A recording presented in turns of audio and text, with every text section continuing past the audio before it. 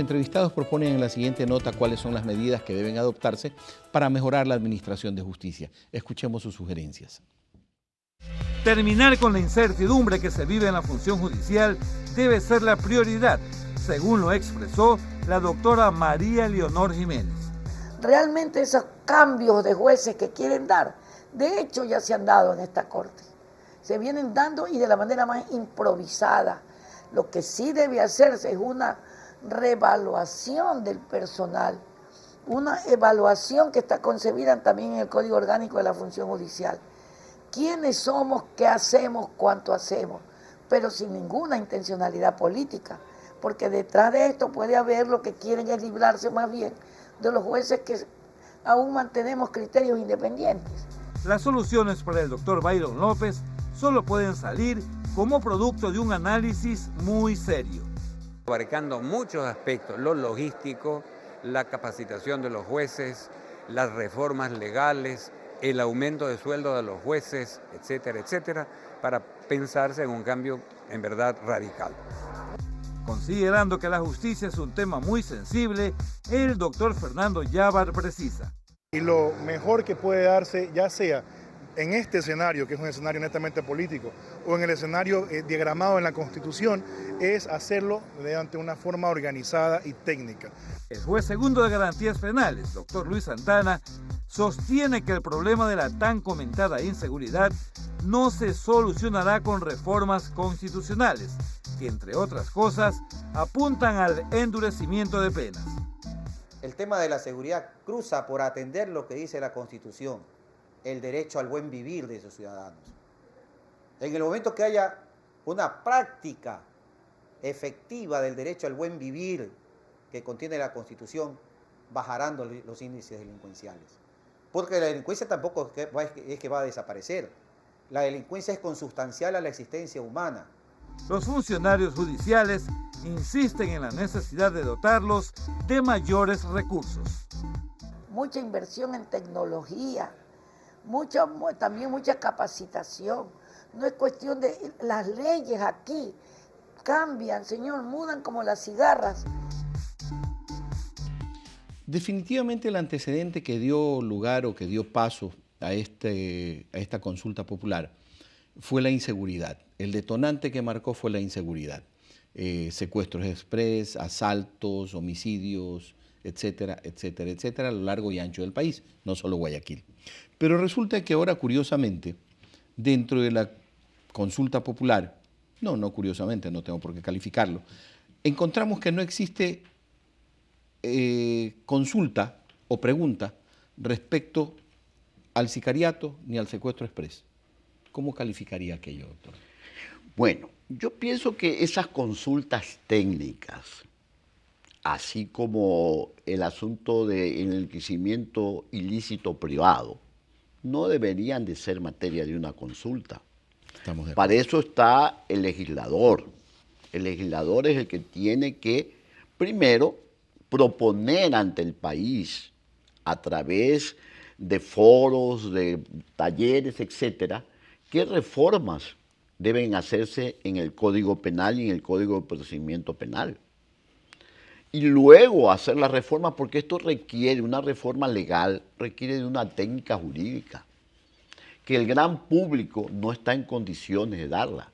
Porque entonces, si fuera así, ¿para qué somos abogados? ¿Para qué estudiamos leyes? Es decir, zapatero a tu zapato.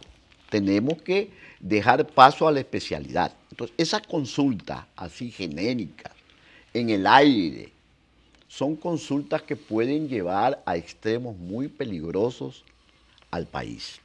A extremos peligrosos de la absorción de funciones y desde allí, con un legislativo que no ha respondido a las necesidades y a las aspiraciones nacionales, hacer realmente lo que venga en gana y tener un francotirador encima de la cabeza de muchos ciudadanos para que cuando ellos opinen de manera diferente a lo que quiere el Ejecutivo, que ha absorbido todos los poderes, tener ese francotirador listo para dispararle a la cabeza. Estamos hablando del tema del enriquecimiento privado. De todo en definitiva, porque las leyes, ¿quién no está en desacuerdo con con los secuestros express, que ahora se califican como secuestro express y realmente en materia penal está establecido como es, porque es un robo agravado, sino que ahora se llama secuestro express. Así es. Claro, se le quiere dar una metodología colombiana. Lo que se quiere es, en definitiva, manejar demagógicamente un tema tan delicado como es la administración de justicia y sobre todo la parte penal. Volviendo a nuestro tema anterior, para agilitar los cambios necesarios y poner en marcha la reestructuración de la función judicial, dice lo que presenta el señor presidente de la República ante la Corte Constitucional, es indispensable disolver el actual Consejo de la Judicatura. Claramente, es necesario disolver el actual Consejo de la Judicatura, cuya incapacidad operativa, más allá de las limitaciones legales, ha sido manifiesta. Y propone, en su reemplazo se debe crear una comisión transitoria conformada por 3 delegados, designados, uno por el presidente de la República, uno por la Asamblea Nacional y uno por la función de transparencia y control social, a la cual debe dotársele de todas las facultades que las disposiciones transitorias del Código Orgánico de la Función Judicial le otorgan al nuevo Consejo de la Judicatura. ¿Hasta qué punto esta comisión tripartita? No, perdóneme, tripartita no es.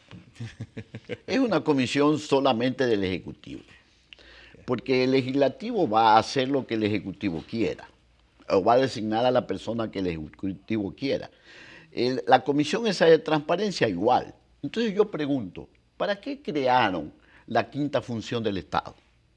Que ya está trabajando precisamente en resolver el problema del Consejo de la Judicatura y de la Administración de Justicia. Entonces, ¿para qué? ¿Para qué se formó en la Constitución de Montecristi ese famoso quinto poder? Para ahora, a través de una consulta popular, barrerlo. Es decir, estamos en una locura constitucional en el Ecuador. ¿Qué pasará con lo que haga ese consejo que aparentemente estaría legalmente estructurado y que al mismo tiempo estaría en oposición con el concurso que ya arrancó en el Consejo de Participación Ciudadana y que seguramente tendrá designado a los miembros del Consejo de la Judicatura antes de que se proclamen los resultados electorales? Mire, yo quiero ratificar lo que acaba de señalar el doctor Solórzano. El principio de la participación democrática directa está previsto en la Constitución y para que el pueblo presente propuestas de reformas a las normas jurídicas, dice el artículo 103 de la Constitución. Pero esas iniciativas tienen que plantearse ante la Asamblea Legislativa. No pueden ser tramitadas de la forma como lo está proponiendo el señor presidente de la República. Y es la Asamblea la que tiene que darle trámite a estas propuestas de modificaciones, de reformas a normas jurídicas especializadas, tan delicadas como es la reforma del Código Penal, de las normas del Código Orgánico de la Función Judicial. Es la Asamblea Legislativa. Así está señalado en la estructura constitucional del Ecuador. A ver, el presidente no podía proponer lo que está proponiendo. No puede proponer de esa forma. En esta forma no lo puede hacer, porque el artículo 103 de la Constitución dice: democracia directa, la iniciativa popular normativa se ejercerá para proponer la creación, reforma o derogatoria de normas jurídicas ante la función legislativa o cualquier otro órgano de competencia normativa.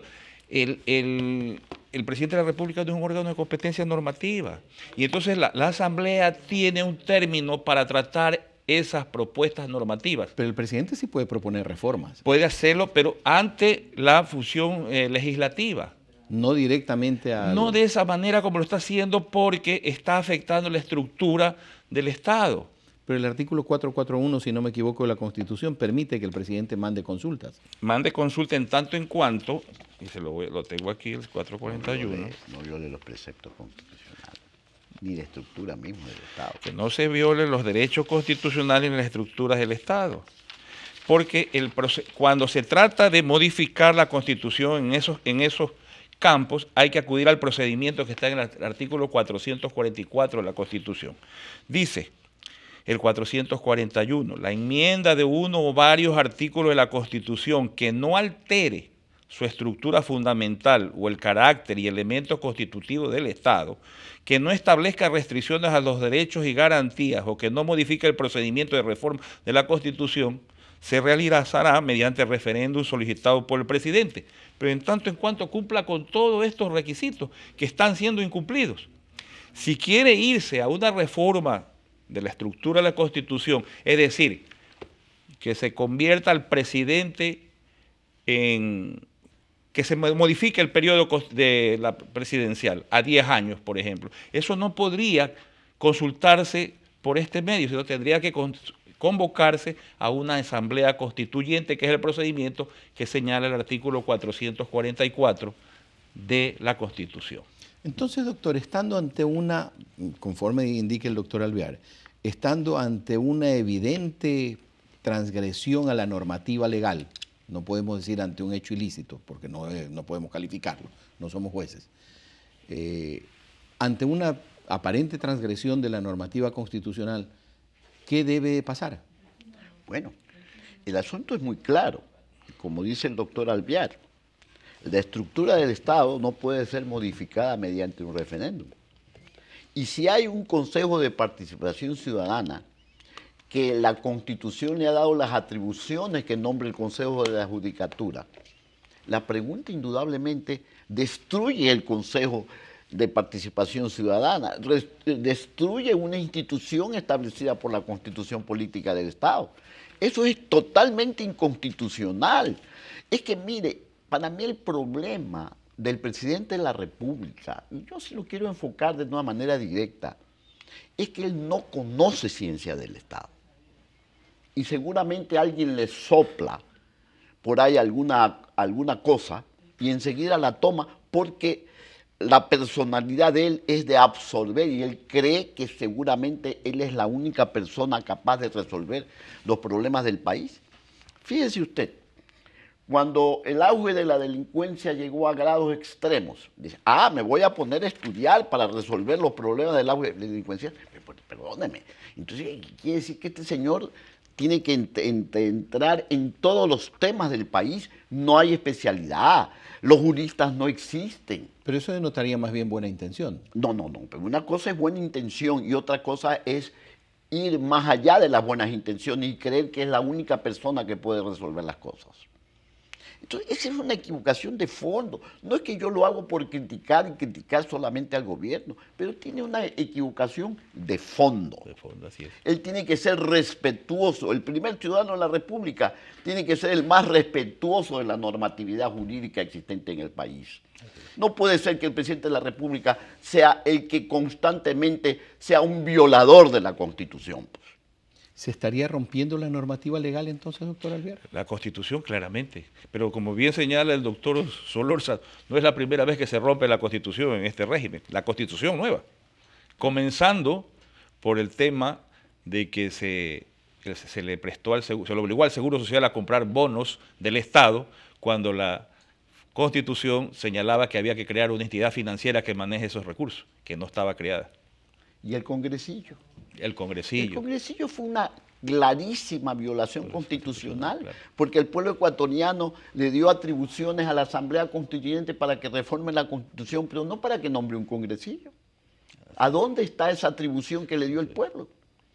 Es decir, aquí se trabaja mucho con la teoría de hechos consumados. Así es. Definitivamente. Hechos consumados y se acabó.